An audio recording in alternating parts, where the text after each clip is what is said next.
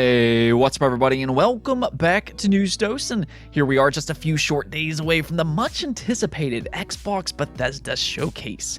Hopefully, it'll be a bit better than a summer game fest, though I don't know if that'll be particularly hard to do.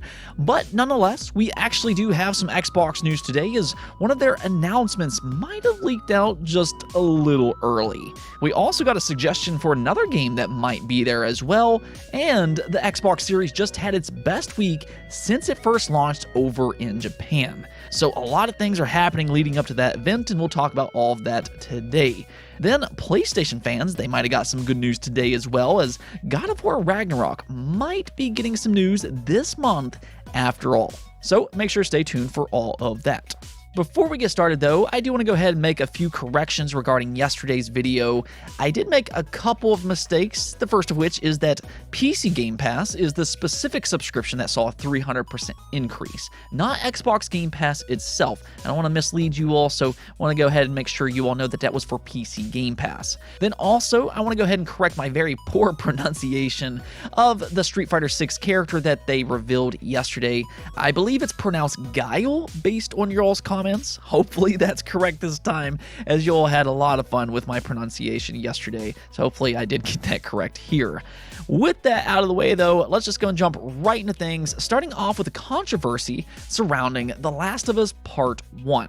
Of course, we talked about this game yesterday as it was finally officially announced, but there was one big surprise regarding its price. It is, after all, full-priced $70 game. Now, there was also a collector's Firefly edition that was exclusive to PlayStation Direct. It was $100, but apparently that's actually already sold out. But yeah, it seems like a lot of fans are frustrated with the $70 standard edition price tag.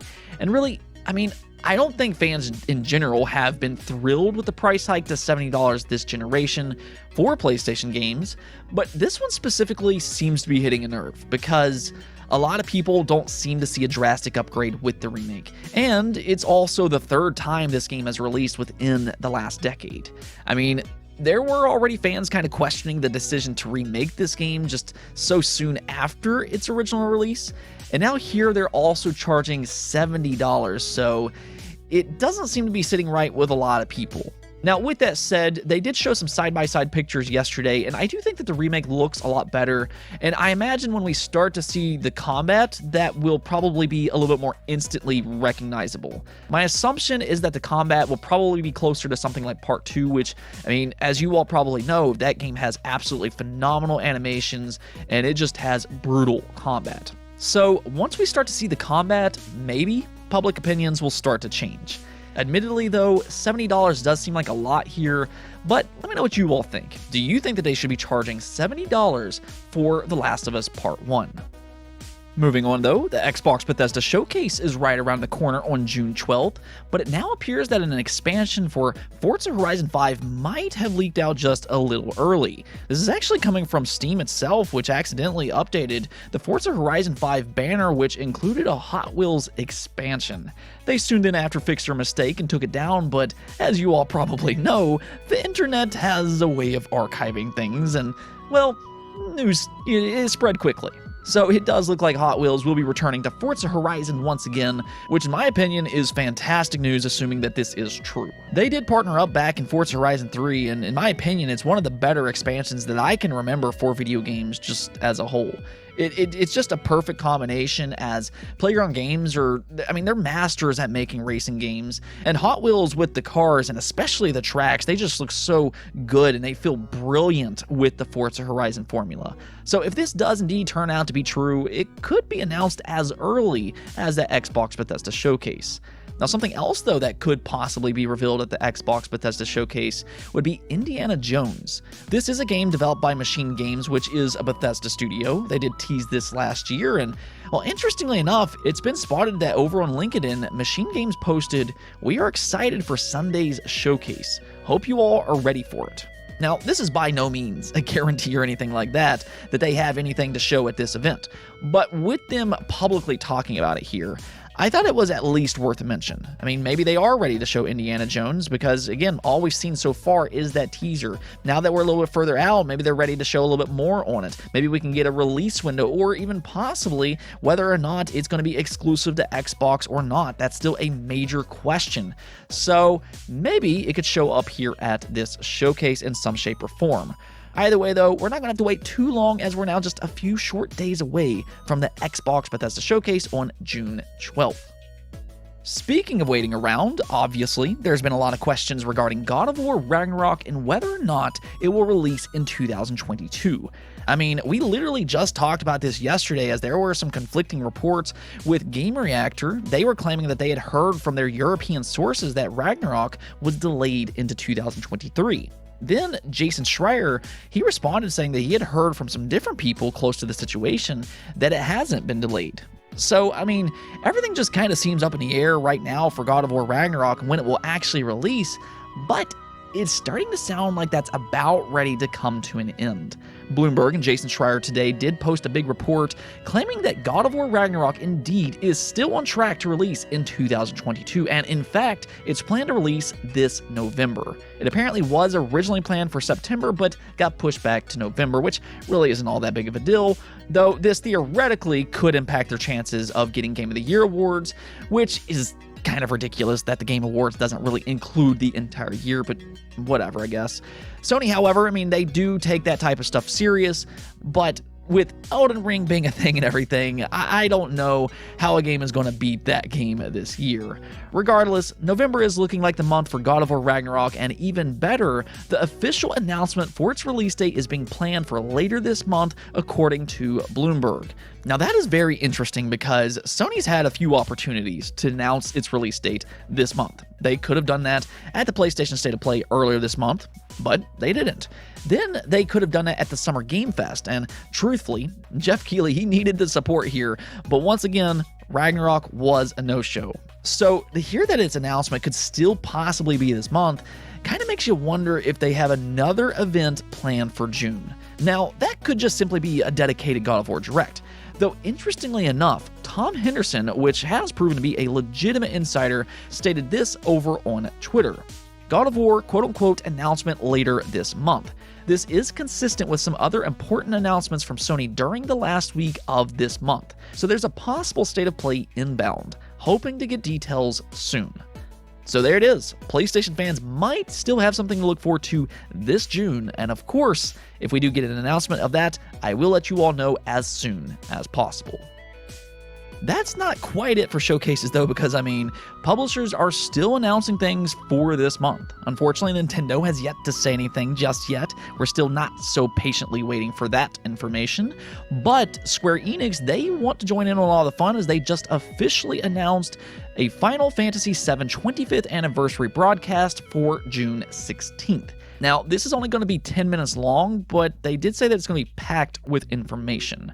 And when you start to think about it, there are several potential announcements that could be made here. The most obvious and exciting one would be a reveal or teaser for Final Fantasy VII Remake Part 2. Now, I'm still a little hesitant to believe that they'll reveal that right now, just because I feel like that could kind of take away from Final Fantasy 16, but who knows, they could reveal it here. It's certainly not out of the realms of possibility. Another possibility, though, would be a Final Fantasy VII Remake for Xbox. This has been in the rumor mill for such a long time, and this would be a good opportunity for them to announce a port here. For that matter, also announce it for Steam. There's also a few Final Fantasy VII spin-offs that they're working on, such as Ever Crisis, so we could see an update for games like that as well. One thing's clear, though, Final Fantasy VII fans out there, mark your calendars for June 16th. Again, I know that this is only going to be a 10-minute long broadcast, but you can kind of say the same thing with that Kingdom Hearts broadcast earlier this year, which was 8 minutes, and they revealed Kingdom Hearts 4 there, so, I mean, you never quite know. Let's go and talk about Xbox, though, as they just had a monster week for their standards over in Japan. Now, this is something that we've been monitoring on the channel all generation long, because the Xbox Series has been just a major improvement for them over in Japan. We'll talk a bit more about that in just a second, but thanks to Famitsu, it's been revealed that the Xbox Series for the week of June 5th sold 11,573 units. Now, this is still third place behind the PlayStation 5 and the Nintendo Switch, which is to be expected. The PS5 sold roughly 28,000 units in the same time frame, while the Switch continues to just absolutely dominate Japan with a staggering 60,000 units sold. The Nintendo Switch truly is insane, but I digress. The reason that we're talking about Xbox today is because this is actually their best week since the Xbox Series first launched, again, over in Japan. In fact, let's go take a look at this post made by William D'Angelo from VG Charts. I thought he made a pretty good point here, so let's go and take a look where he said, Xbox Series X and S sold 11,573 units in Japan for the week ending June 5th, according to Famitsu. Xbox Series X and S in 1 week sold roughly 10% of lifetime Xbox One sales in Japan. Xbox Series X and S has now sold 226,122 units in Japan. So that there is very telling. The fact that in one single week, the Xbox Series has sold roughly 10% of the total lifetime sales for the Xbox One in Japan is just crazy. This, once again, it shows what a massive improvement Xbox has made over in Japan. This really, though, is for a few different reasons. One actually is because the hardware itself. The Xbox Series S in specific has performed very well over there. So far, the Xbox Series S has outsold the Series X in Japan. The Series S has sold 121,000 units, while the Series X has sold 104,000 units. Ironically, soon enough, both individually will have outsold the Xbox One. So again, that's just very telling of what's happening here. But yes, the Series S has done very well over there so far. Obviously, it's a very affordable console and it's more readily available, but the size difference, that might be a key factor here as well. Now that's just speculation though, but a couple of other reasons that Xbox has improved over there, it also comes down to the output of Xbox. They are getting more Japanese games this generation, and I know that they still do have a lot of work to do there, but you are seeing some improvements. I mean, they managed to get games like Yakuza, Dragon Quest, Octopath Traveler, and Nier on Xbox here in recent years, but even this year, they've been getting games like Danganronpa. Please, everybody, go play that game. It's absolutely amazing. But they've also got other games like the Nonary games, AI Somnium Files, and its sequel. And on top of that, they've also somehow finally managed to get a big Atlas game on Xbox, being Soul Hackers 2. That game's even getting a physical release, so if you do like physical releases, you can actually go pre-order that one right now. But yes, you are seeing a big improvement there. But one thing to note is that most of these games have appeared on Xbox Game Pass, including others such as Monster Hunter World and various Final Fantasy games. So that could be the third reason that we are seeing such a big improvement over in Japan this generation. Xbox Game Pass is an attractive subscription service there as well, and I'm sure that's a system seller. You know, either way though, it really is great to see Xbox improve so much this generation over in other regions such as Japan, and as I always say, this is very important for everybody worldwide. I think some people kind of forget this, but to Japanese developers, it's important to them that they have a Japanese audience. So this does have a direct impact on everybody worldwide, not just for Japan, because the better Xbox does in Japan, the more likely it is for Japanese developers to support Xbox. I mean, I saw this advertisement a few weeks back. I believe it was for some Falcom game. If I'm remembering this correctly, it was for the Legend of Heroes series, but on their advertisement, they said that it was coming to all platforms, being the Nintendo Switch, PlayStation, and PC. I guess to them, Xbox, it doesn't even exist. It's just this weird situation, but as long as Xbox can kind of continue to make strides over in Japan, maybe situations like that won't exist in the future. And that's why all of this is just so important, and why we continue to monitor how well the Xbox Series does in Japan this generation. Let's go take a look at the poll of the day, though, and this one I was highly interested in. I was curious on what letter grades you would give the Summer Game Fest for 2022, and the wide majority of you all either thought that this showcase was mediocre or just flat out bad. As you can see here, only 4% of you gave it an A, 17% of you gave it a B, then the majority of you all, being 55%, gave it a C, then 14% gave it a D, and 10% of you gave it an F. So as you can see here, it does seem like a lot of people were disappointed by this event. I mean, only 21% of you gave it an A or B, which is probably what you would want to see for a showcase of this caliber, you know, the supposed E3 replacement. I mean, when it comes down to it, it just needs to be better than this. As I noted yesterday, it just seemed like another typical Jeff Keighley event. It was too long for what it was poorly paced, there wasn't those major announcements that you would hope to see at an event like this, and then there was these random advertisements just kind of thrown in. Now, honestly, you all were actually probably going to be a bit nicer than I am about this showcase, because I think that this might be the lowest grade I've given a showcase since I started doing these polls. I'm going to say for myself, I'm going to give the Summer Game Fest for 2022 a D-. It just doesn't meet expectations. It certainly didn't meet my expectations. But to be fair, there were still a few good announcements here, and I think that if you are a fan of horror games, or if you're a big Naughty Dog fan, or if you're a Game Pass subscriber, there were some cool announcements here. As a whole, though, I really just don't like Jeff Keighley events. I don't know what else to say, but again, I just don't think that this showcase met expectations. Anyways, though, that's it for this episode, but if you liked the video, don't forget to bell notification and subscribe button for more content just like this. Also, if you'd like to support the channel through Patreon, thank you for making this content possible. Peace out.